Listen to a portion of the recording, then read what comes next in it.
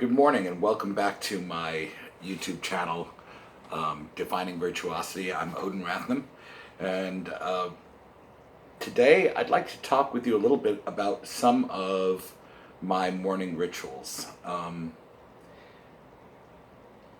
I try not to do the same thing every day, but I do the same thing at least every other day. Sometimes I start straight off with Galamian scales, one note to a bow, vibrato on every note, the whole bow, and then 2 and 3, 4, and 6. But there are other days that I do some preliminary exercises that are an expansion on the Urstudies of Karl Flesch, with lifting and dropping exercises and some framing of the hand that I then subsequently use with my scales. Now, rather than setting the hand in only one frame, I use multiple frames, and the smallest frame between my 4 fingers will be a minor third, actually, quite small, but it lends itself very much to chromatic scales. And then I follow some of the frames outlined in the Galamian book and expand them into the largest frames that span a minor or major sixth in the hand. And I'll get to the reasoning behind that in a minute. But if we examine what a minor third between the first and third finger would be, it would be from an F natural to an A flat. And it's a very unstretched position. If we do this and make sure that the hand is set so that it could drop fifths,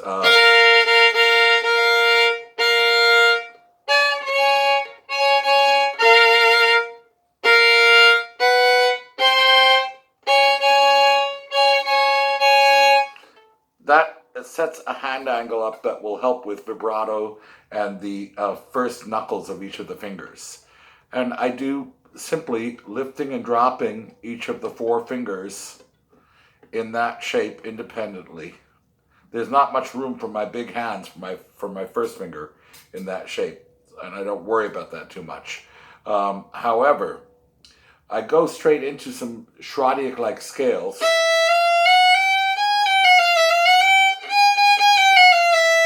And I try going from the outer fingers towards the others. So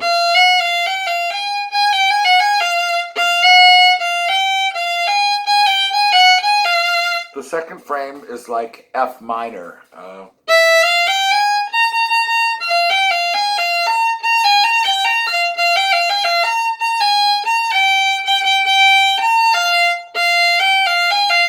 F major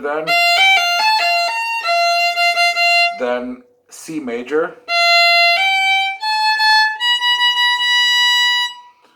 then G major, E major,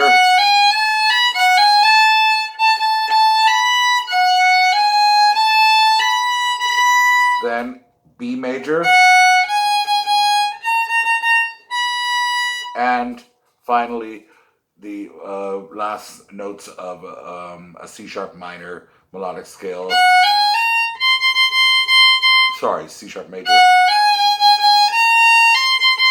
Now why would I do these shapes? They set my hand up for a lot of other stuff that we encounter in our regular scales. I add to that doing trill and vibrato studies on them. So I'll do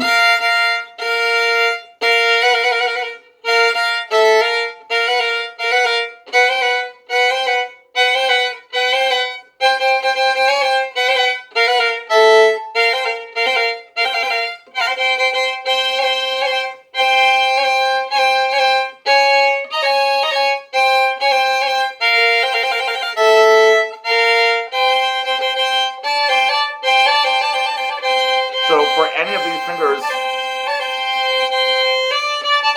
I want to be able to drop it in tune.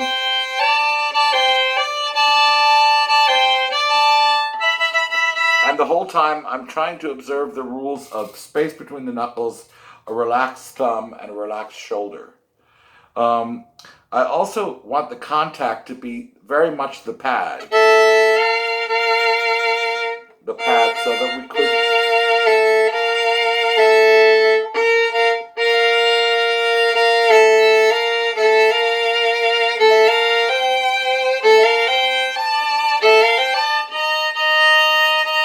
So that I could vibrate it if I wanted to.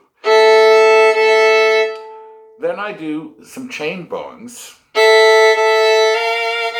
vibrating right on the rhythm.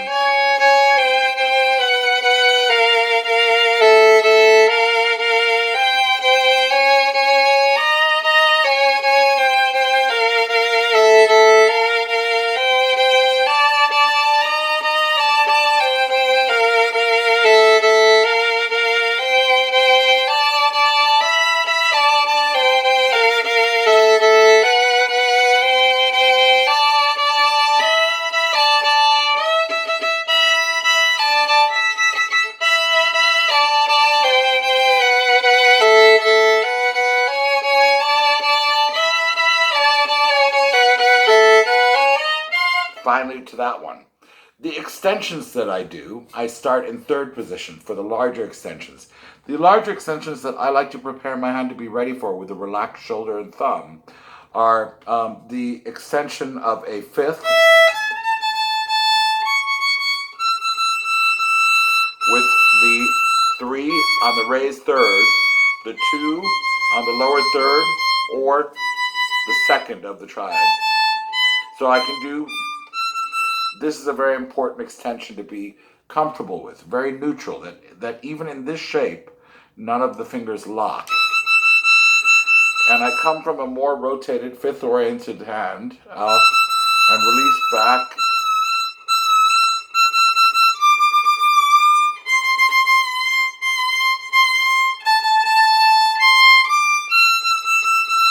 Then 4. Once I've gotten that finger to the D, I'll raise the fourth finger to an F. And again, all of these I practice with instant vibrato.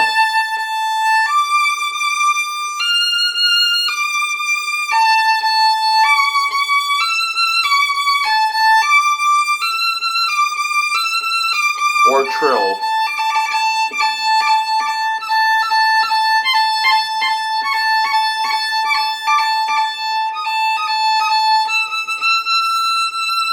So I feel that the hand is agile. There's not a lot of finger pressure involved, actually. It's quite relaxed. But then, finally, I've raised this to the minor 6, and I lower the third a half step so I get an augmented triad.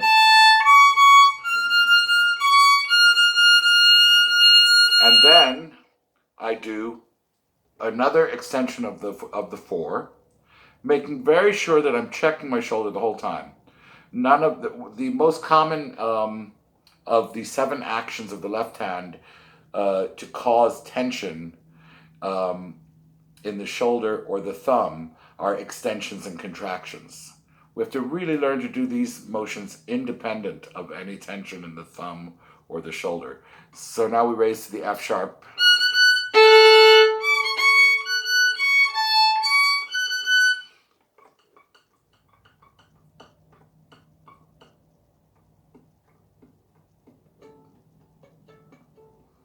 And then I raise the third finger, again a half step. This produces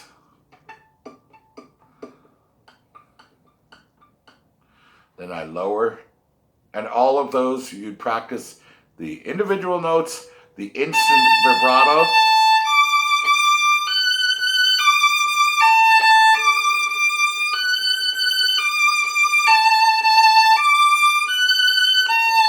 and then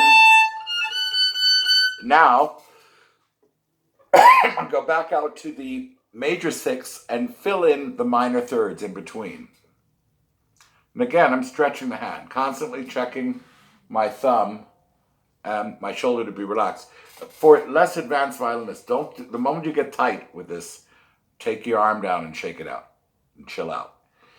Okay? Now then, this to here.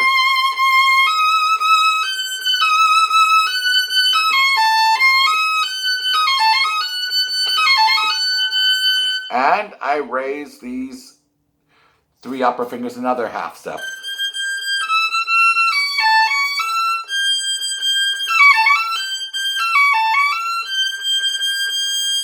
Okay?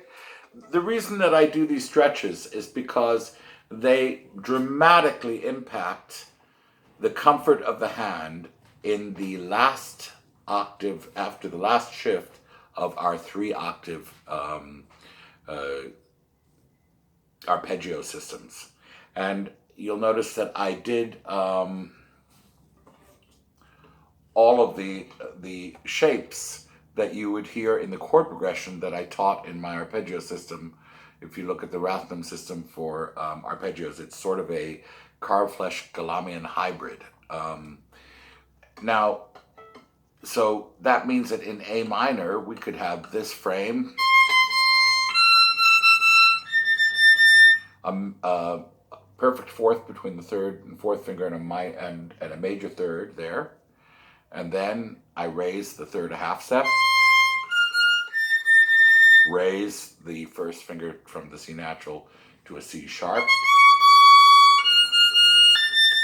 And again, I'm replacing over rotating the shoulder that some people do, that's very dangerous, with more coming around with the thumb and turning the hand so that it's in a position to drop.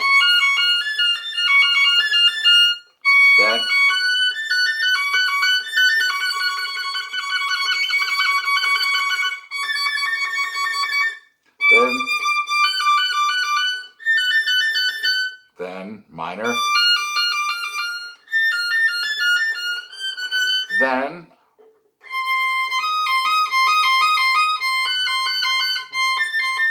and backwards,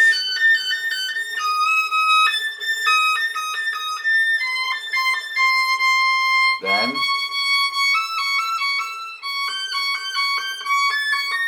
and backwards,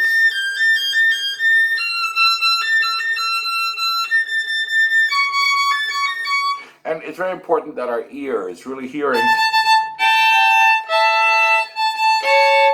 when we do that. If we're not hearing the intervals, we don't have anything to measure whether we're doing the distances right from. And you don't want to force your hand into any of these shapes. The lighter you use your fingers, as long as you're clear with the bow, the lighter you use the fingers and just focus on the rhythm of the lifts and drops. It doesn't really pay to try to be pressed all the way into the fingerboard when you do it. You'll get tired before you're in tune.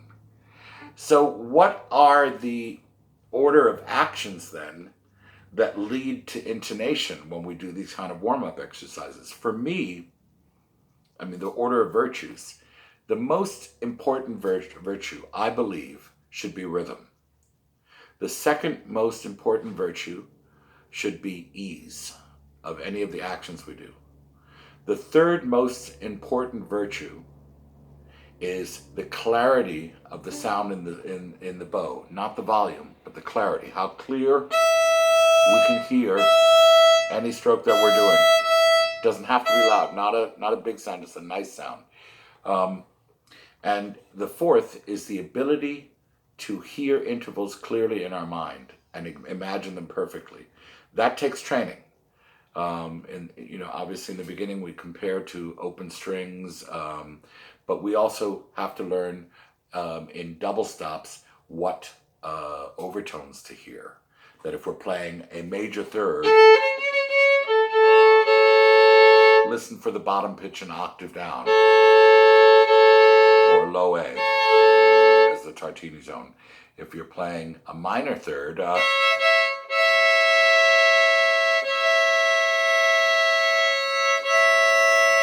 a 5th below the upper tone, in this case also an A. If you're playing a perfect 4th, an octave below the upper tone, a perfect 5th, an octave below the lower tone.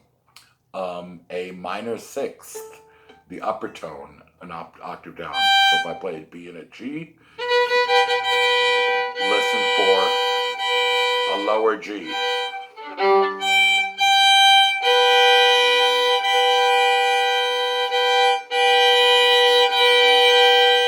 You play a major sixth, and it wants to fill in the triad, a fifth below the lower notes. So if I play a B and a G sharp, listen for low E.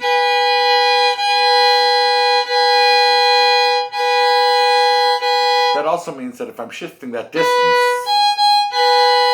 I want to be able to hear a just sixth in my mind.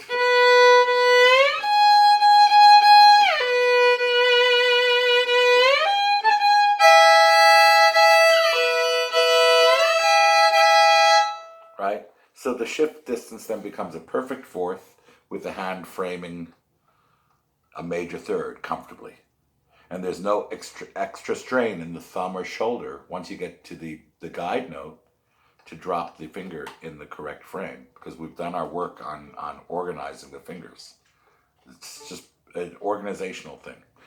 So then when I've done that, I then frame my major scales. So for 3 octave scales, I might frame, let's say the ones that start with the second finger. I know that my first finger is close here, but is far there in the next string. So my frames would be like this, and then independently be able to lower the 1 and the 2 while the 4 is still in place. So then I have this, and then I have this.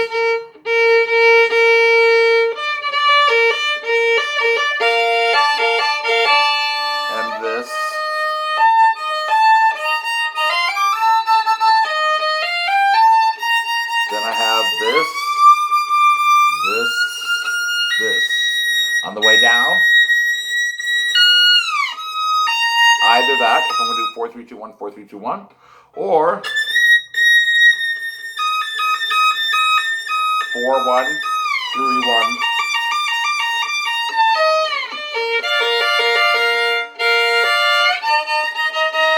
There, you can really help the angle of your hand if you have the fifths in place. So when you get to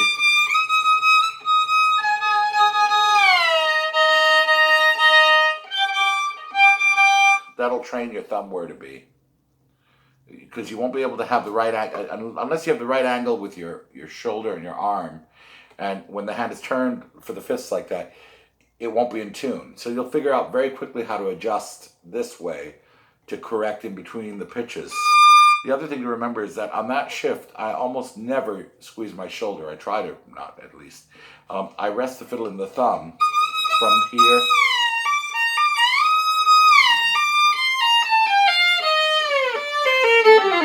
There I release the thumb and let the arm open.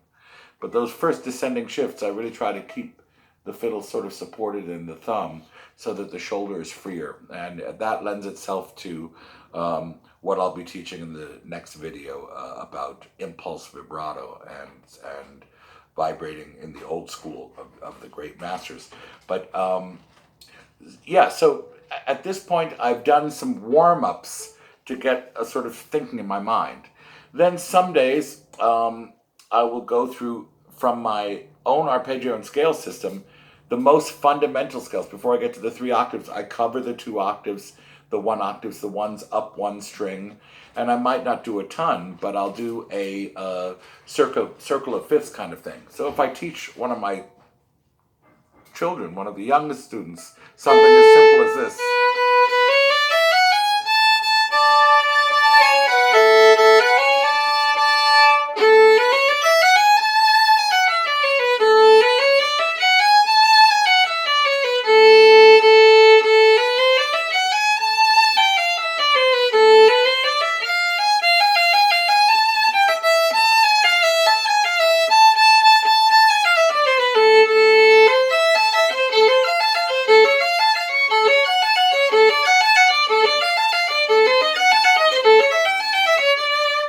then I'll also set my metronome for discipline's sake.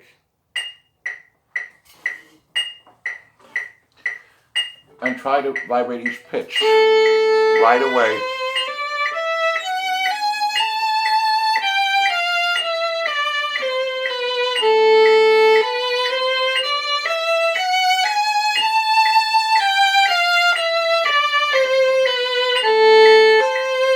Yeah, and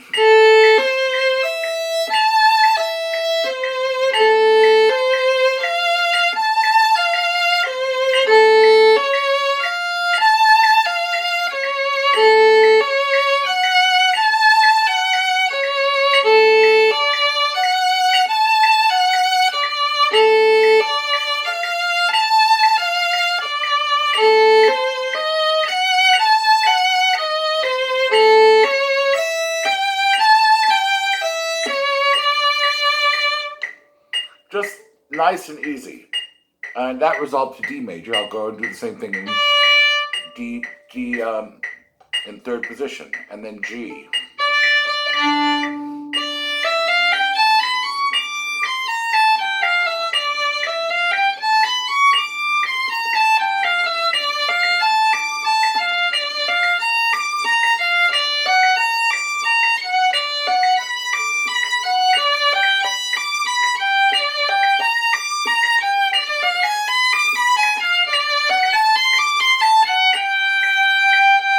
If I decide to concentrate the sound in the bow, for now I focus very much on not doing anything differently in the left hand. So if I concentrate the bow sound more, I really make an effort not to get intense. I'll deal with this in the video about impulse vibrato and about avoiding a correlation between intention and tension that I've seen, unfortunately, on many of the other videos out there on vibrato. Obviously not by the best coaches, but by the lesser ones. So it's important that when you work on vibrato, if you want to be able to do many different speeds and widths without getting uncomfortable, that has to be at the forefront of your mind when you're working on it. You have to be very aware of fingertip pressures, the flexibility of the first knuckle, because all vibrato starts right there. All vibrato starts there. Next wrist, finally arm.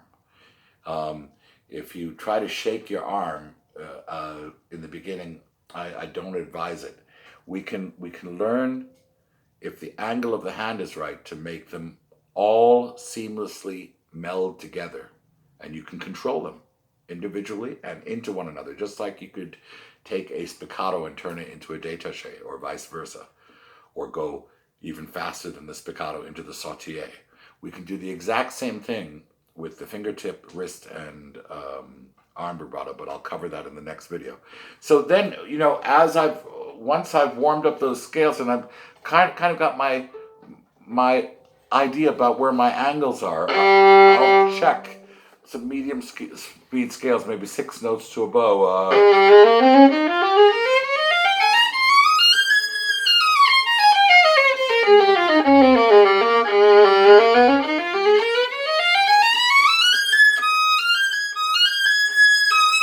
And again, this is really free.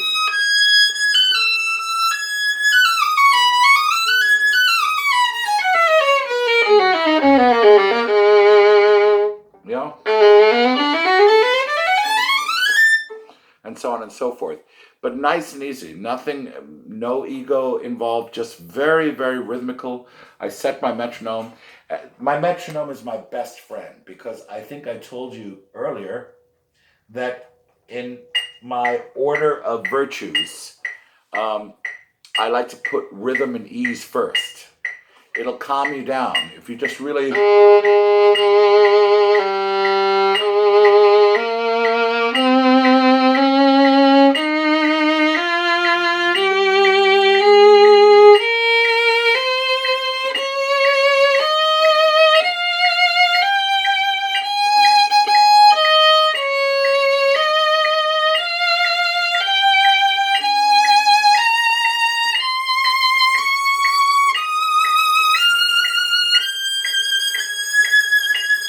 this moment, when we get to the peak of the scale, I don't want to be any tighter than I was to start.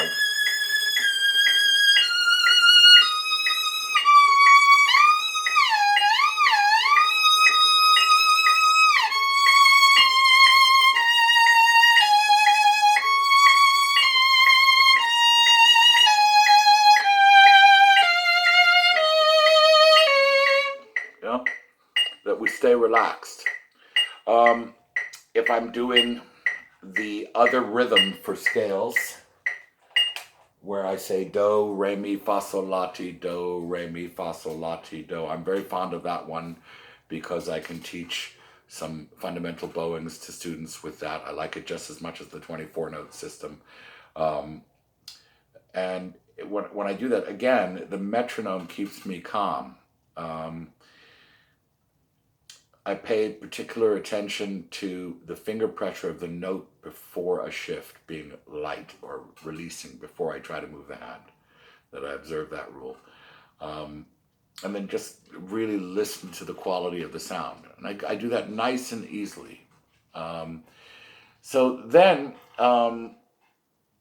when that's done, I go out and I have a cup of coffee, and sometimes I have a cigarette, sorry to say. And then I come back to work on vibrato. So what I'd like to do now is end this video, and I hope that you'll come back and join me, because I want to give a very special tutorial on developing a type of vibrato that I don't really think I see taught on any of the other videos here. At least maybe I hear it in the results in some of Rodney Friend's students when they follow his idea of the fifths, and it goes back to the notion of staying on the center of the note, but also developing what Henry Roth, the late great music critic and writer, called impulse vibrato. And I'll tell you about that in the next video. Thank you for watching. I hope you enjoyed this, and please share my videos with your friends and subscribe to my channel and help me get the word out. I'd like to help as many people as I possibly can. Bye.